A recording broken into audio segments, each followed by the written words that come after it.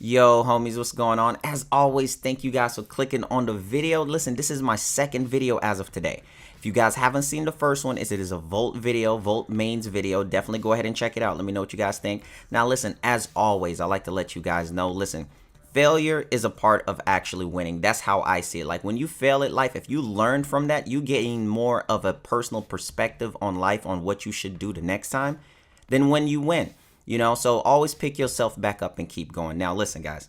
So, guys, I'm getting something to eat, and two guys just roll up on me. And I mean, literally, they rolled up on me. They were wearing Heelys. You guys know the shoes with the little wheel at the bottom to where you can, you know, slide up on people?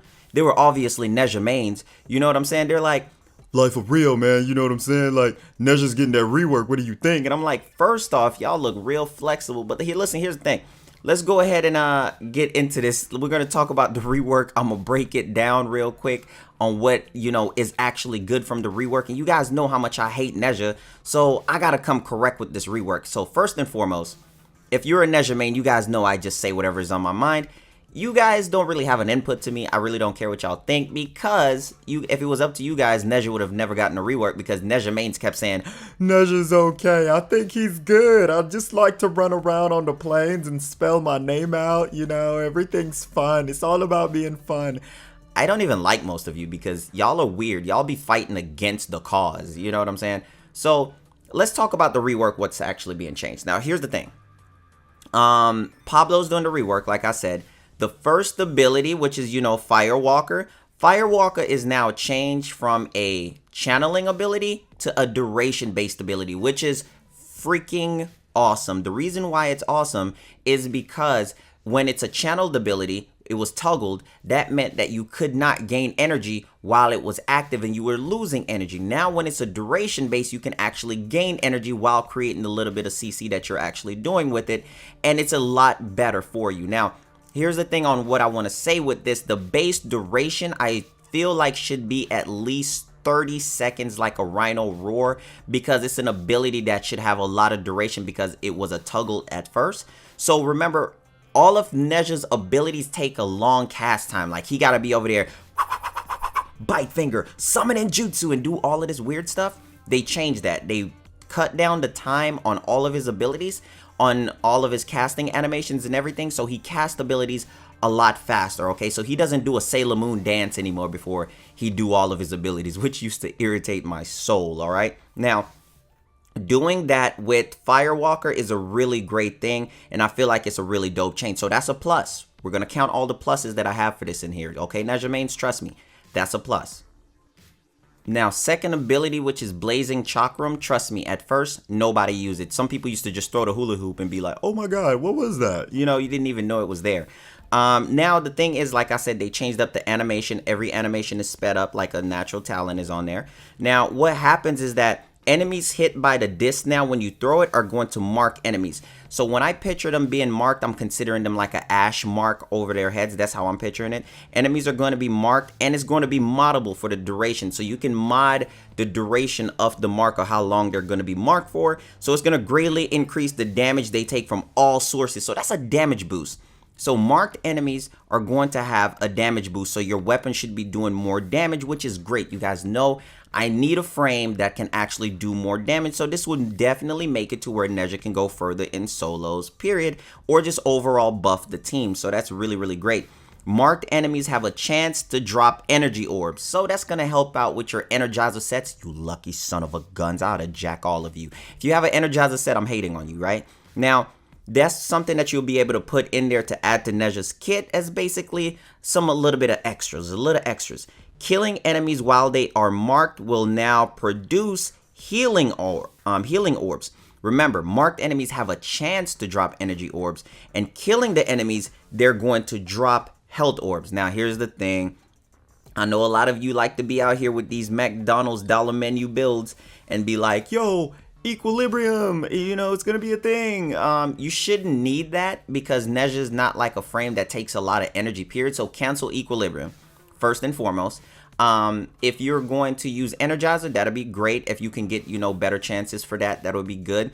Health conversion, I can already see it now. You can add to it. My Nezha has like this much, but we'll see. Remember, in casual play, anything works. So I'm going to test all of this out in some higher level runs to tell you guys how it holds up. But above all, the second ability is another win for Nezha. That change right there is pretty great. Now, it increased the number of the targets of the disc, okay?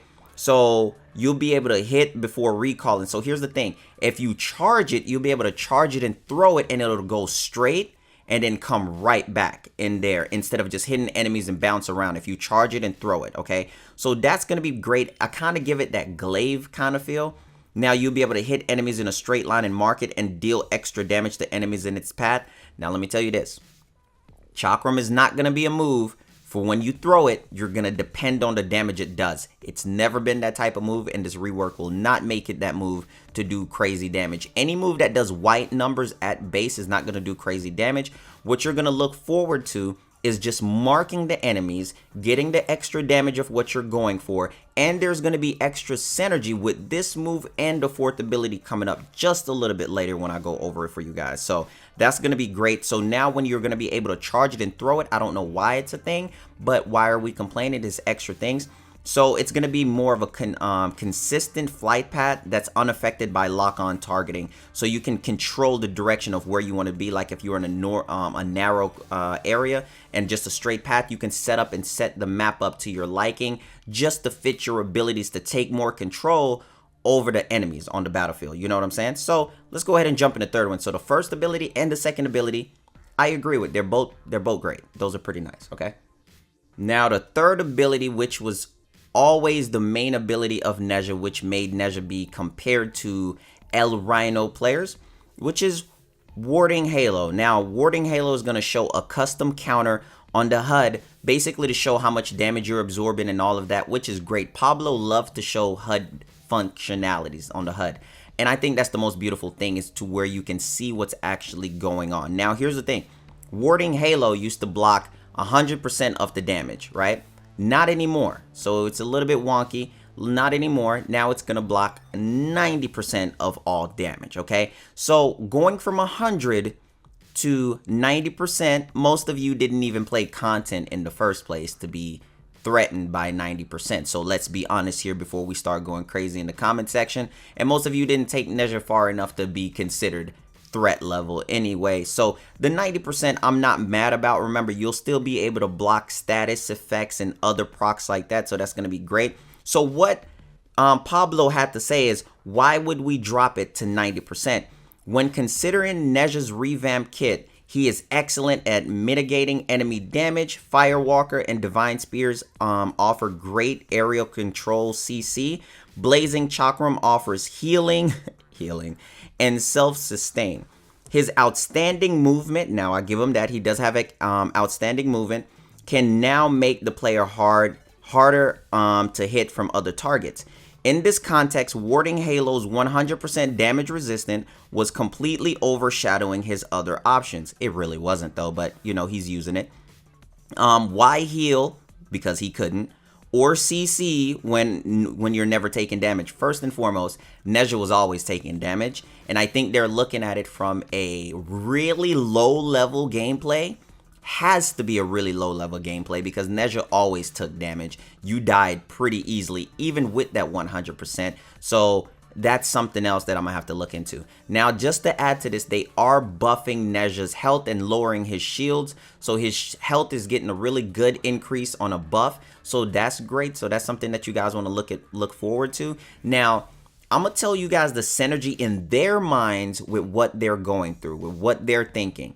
They're lowering his shields to buff his health so people can start using mods to actually like Hunter's Adrenaline and different things like that to work off of the effect, which is once again the lower 20-minute type of builds of what you would go with, because that stuff doesn't make any sense. And I'm gonna show you guys how to think outside the box on why it doesn't make any sense. That is a very casual play style, and I'm gonna show you guys why. Nothing wrong with it, but I'm gonna just show you guys why. This is why y'all are here, right?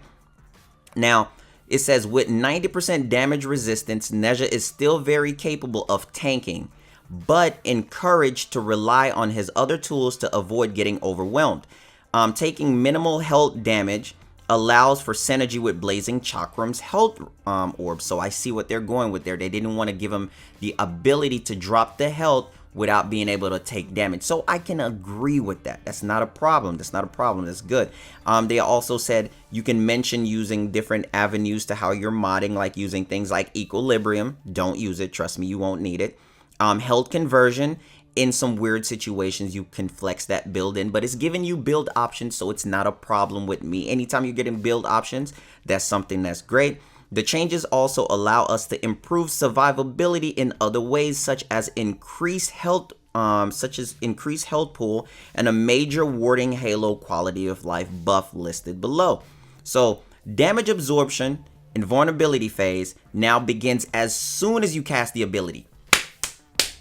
God dang it, Rio, you've been asking for that for every single frame of the game. So that is one of the best buffs in this entire thing that I've been reading.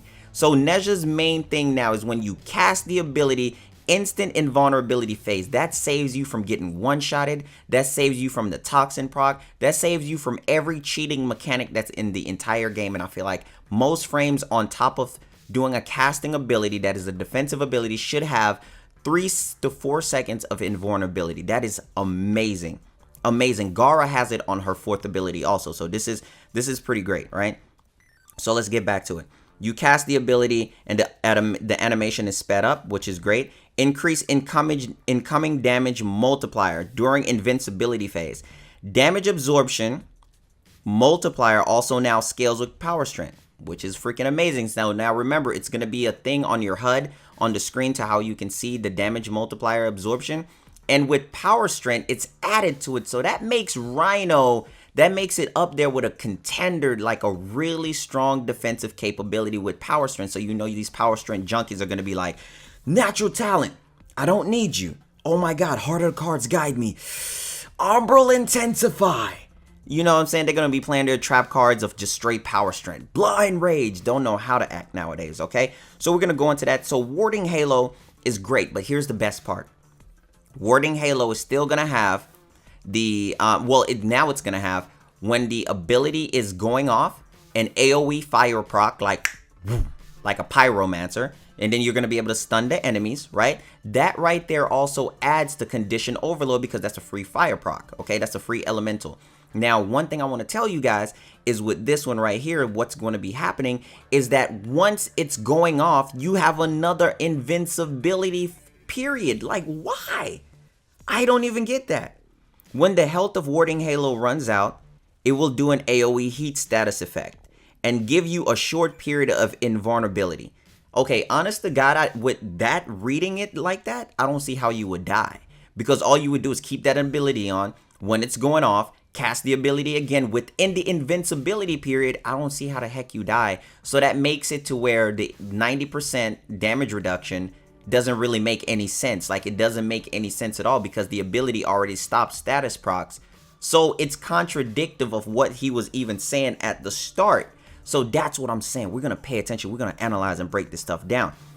Okay, why give players this precious time to react? Helping survivability while controlling the enemies. Warding Halo can now recast during the window, ensure you're always protected.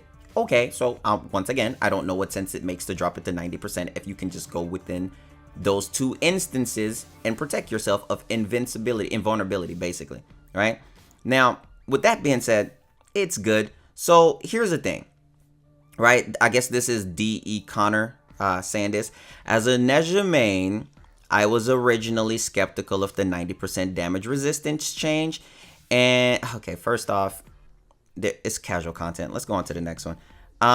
Divine Spears. Sped up the casting, animation, and the slam. Here's the best thing in the entire world.